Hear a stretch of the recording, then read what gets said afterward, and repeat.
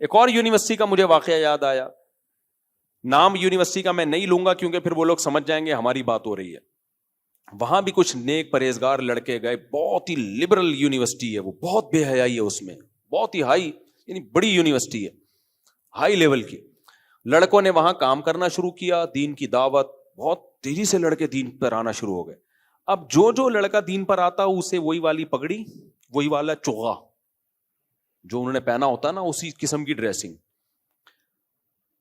اچھا اللہ نے برکت اتنی دی نا کام میں, انہوں نے جب دعوت دینا شروع کی لڑکوں کو, کسی بزرگ سے بیعت بھی تھے وہ, تو کیا ہوا, وہ سارا ان کا نیٹ ورک بڑھنا شروع. تو اب جب یونیورسٹی نے دیکھا کہ یار کچھ لڑکے بالکل ہی الگ ڈریس میں اور الگ سی ان کی لباس, تو یہ یونیورسٹی ایسا لگ رہا ہے دو دھڑوں میں تقسیم ہو رہی ہے, دھڑے بندی ہو رہی ہے اس میں. بھائی یونیورسٹی کو اس سے کیا غرض کہ کوئی داڑھی رکھے نماز پڑھے, ان کو تھوڑی اس سے, لیکن جب سب کی ڈریسنگ ایک جیسی ہونا شروع ہو گئی, یونیورسٹی نے ان کو ٹھک سب کو باہر نکال دیا.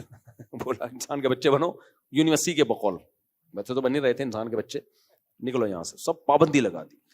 تو پھر جامعۃ الرشید آئے ہمارے پاس کہ ہم اتنی دین کی دعوت کا کام کر رہے تھے اور یہ دیکھیں کیسی لبرل یونیورسٹی ہے, سب کو ٹھڈے مار کے باہر نکال دیا. ہمارے استاذ نے بولا تم بھی تو کیا کر رہے تھے, یونیفارم کیوں بنایا ہوا تم نے, دین میں یونیفارم ہے کہ اس کلر کی پگڑی, اس کلر کے کپڑے, فوجیوں کا یونیفارم ہوتا ہے, پولیس کا یونیفارم ہوتا ہے, مذہب کا کوئی یونیفارم تھوڑی ہوتا ہے. بھائی جو پہن رہے ہیں وہی پہننے دو یار, ان کو وہ تھوڑی بہت ہدایت دے دو یار, یہ کچھ زیادہ پینٹ پتلی ہو گئی ہے, تھوڑا سا اس کو کیا کر لو, تھوڑی سی اس کو ڈھیلی کر لو, دو چار ہدایات ہیں.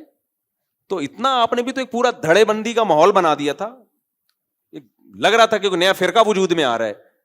تو بعض دفعہ ہم خود غلطیاں کر کے اپنے پاؤں پہ کلہاڑی مار رہے ہوتے ہیں.